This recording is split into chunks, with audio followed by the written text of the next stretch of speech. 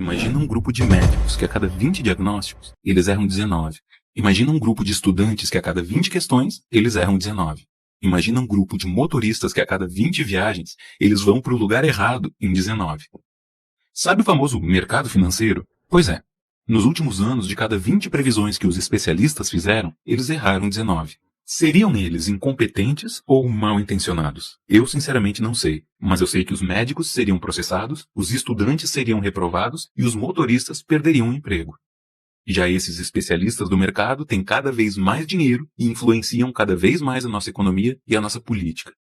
Quem é que ganha com isso? Não precisa ser matemático para ver que a conta não está batendo.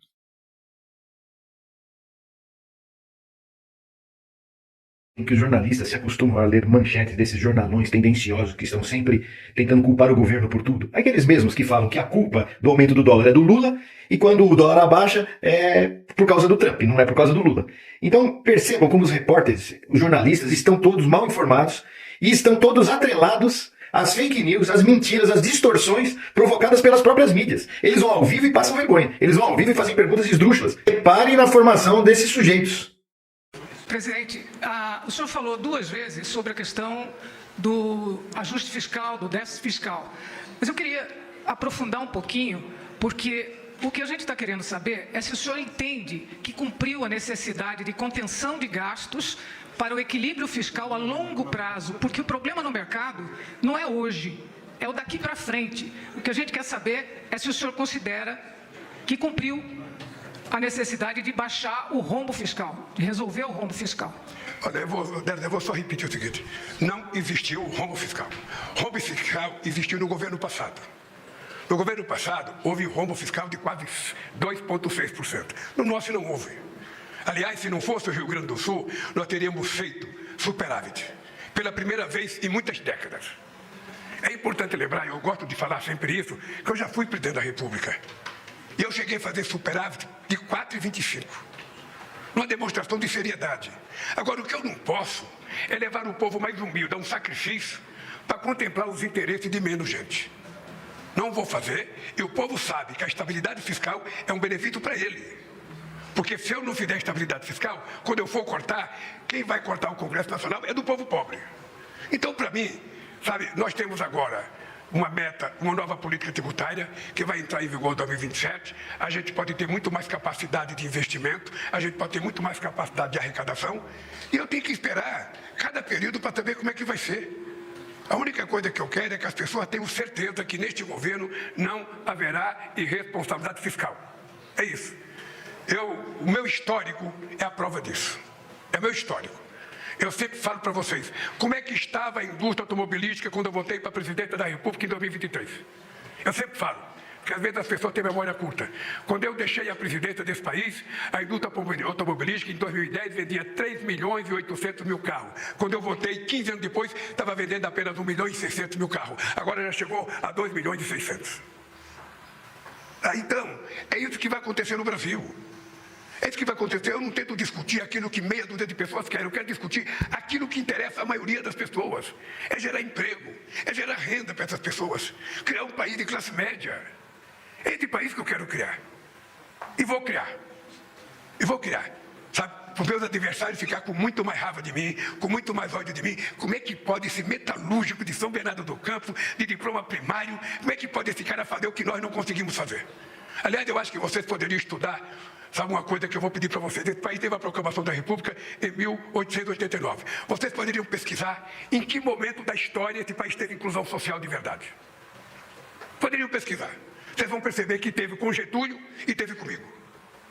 Procura outro momento qual foi que teve política de inclusão social. O Getúlio diziam que era ditador, mas foi ele que fez a CLT. Por isso é que a base industrial de São Paulo nunca fez sequer uma viela com o nome do Getúlio. Porque a CLT tirou o povo da escravidão e deu cidadania. E nós com a política de inclusão social. O que eu tenho dito para os empresários? Gente, se você acha que pagar 1.900.000 para o seu trabalhador é muito, porque você acha que é muito pagar, não olhe ele como seu trabalhador. Olhe ele como seu consumidor. Porque ele vai pegar o salário que você pega, ele vai numa loja comprar o que você fabrica. O dinheiro que você pagou para ele vai voltar para você, pô. Não dá para você entender isso? É simples de entender. Então, ao invés de pagar para o trabalhador, paga para o seu consumidor.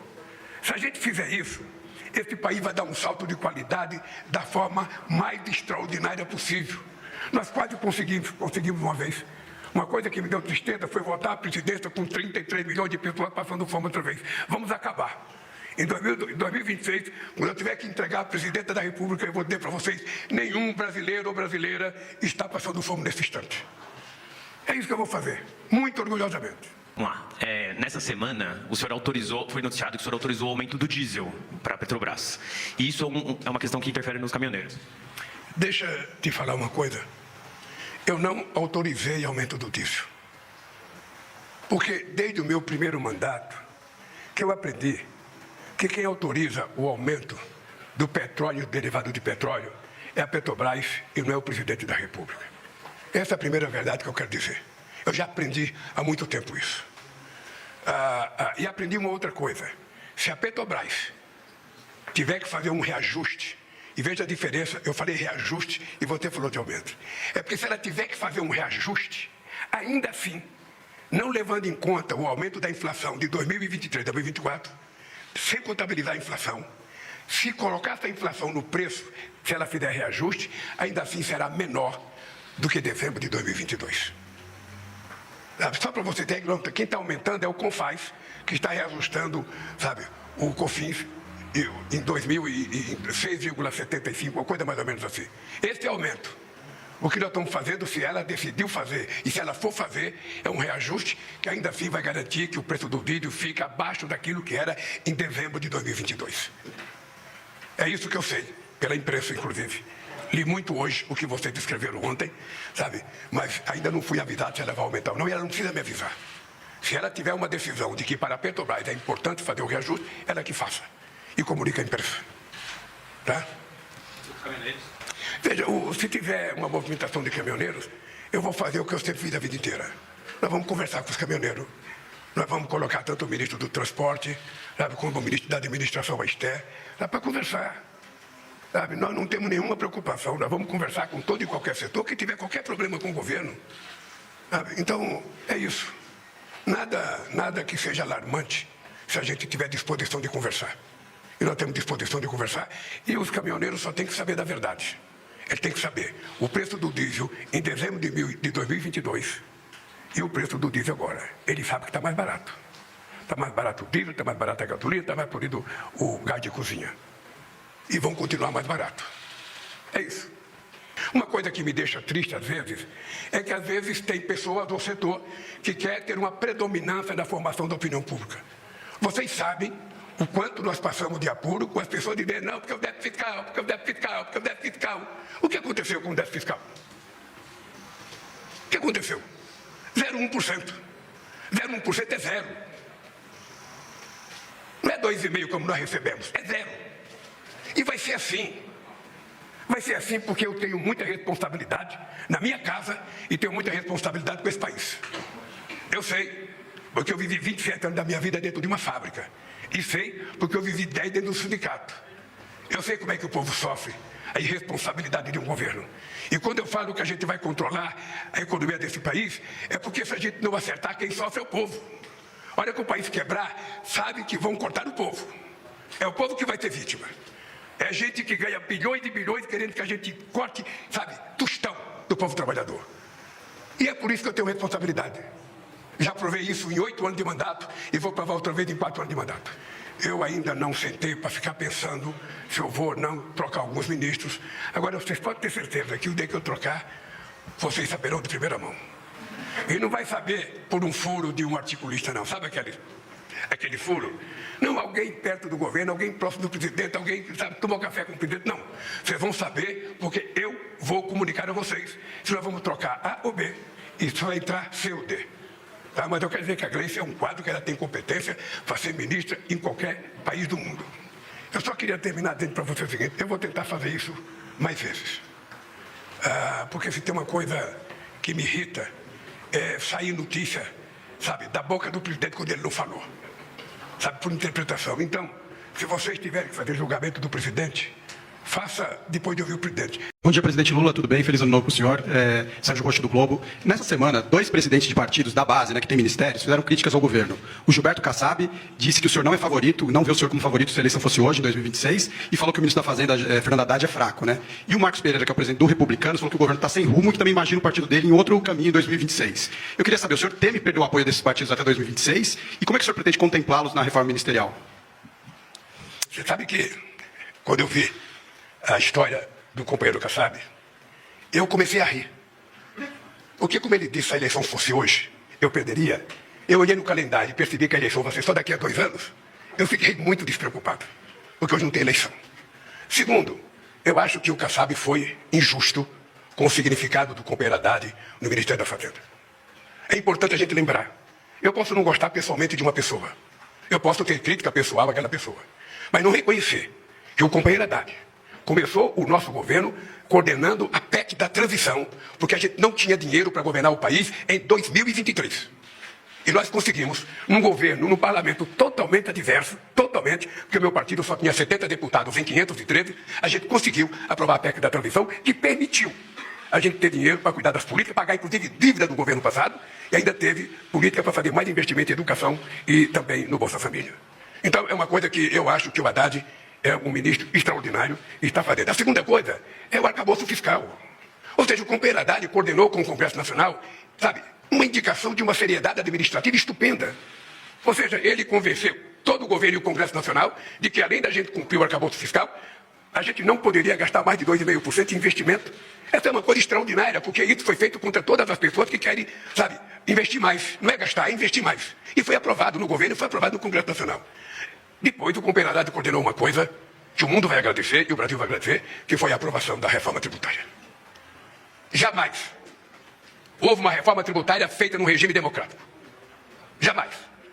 Uma política tributária aprovada com o Congresso, sabe, funcionando da forma mais independente, com o Senado trabalhando da forma mais independente, com a imprensa fazendo a crítica que quiser fazer, e com a organização da sociedade totalmente livre, nós conseguimos a proeza. Foi, na verdade, um milagre que nós conseguimos fazer uma política tributária que vai entrar em vigor em 2027, para que o Brasil passe a ser um país mais atrativo para investimentos estrangeiros e mais seguro para os investimentos nacionais.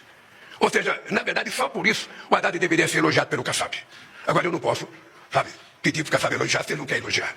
Então, eu acho, primeiro, que não tem eleição agora, então estou tranquilo. Sabe? É como se falasse agora, o Corinthians vai perder o campeonato de 2026. Deixa chegar o campeonato para ver se ele vai perder. Outra coisa é o Marcos Pereira. É importante lembrar que eu não tive apoio de muitos partidos desses na época das eleições. Muitos deles não me apoiaram nas eleições. Daí porque a indignação de muita gente de achar que eu não teria condições de governar, porque tinha muito partido que não tinha votado em mim e que eram maioria no Congresso Nacional, contra os 70 do PT, os 10 do PCdoB, os 10 do PSD. Nós éramos muito poucos. E o que aconteceu?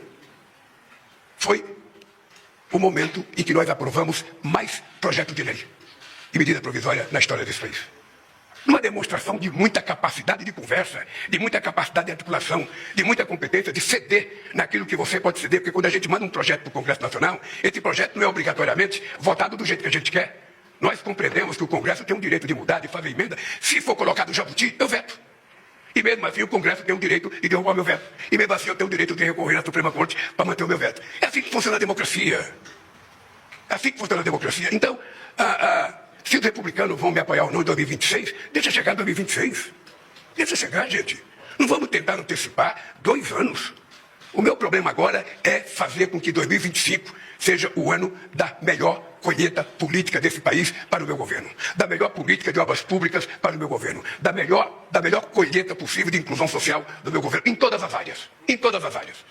E vocês, eu tenho certeza, irão participar desse resultado da forma mais extraordinária possível, porque o que nós fizemos, e vamos fazer na saúde, o que nós estamos fazendo na educação, o que nós estamos fazendo no transporte. Ontem eu participei de um ato de transporte, vocês sabem que em 2 anos, em apenas 2 anos, nós já fizemos o dobro do que foi feito em 4 anos no governo passado.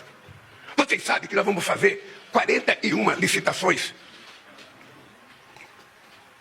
com empresas privadas para consertar as estradas brasileiras, contra 6 que foi feito em 4 anos no outro governo. Então, essas coisas é que vai mostrar a diferença entre o Brasil de agora e o Brasil do futuro e o Brasil do passado. O Brasil da democracia e o Brasil da antidemocracia.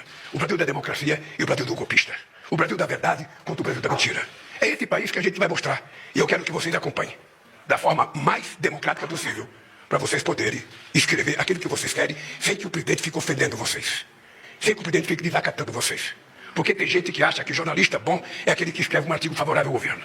Eu penso diferente. Eu acho que jornalista bom é aquele que escreve a verdade, contra ou a favor, mas que seja verdade. Então há uma diferença muito grande de comportamento do Estado brasileiro hoje, do governo, com relação ao tratamento da sociedade. E vocês têm que saber de uma coisa. Para mim, a democracia é a coisa de maior relevância nesse instante na humanidade, não é no Brasil. A democracia é a coisa mais importante. Ou a gente mantém a democracia funcionando, ou a gente vai ter estados autoritários mais do que Hitler e mais do que o fascismo.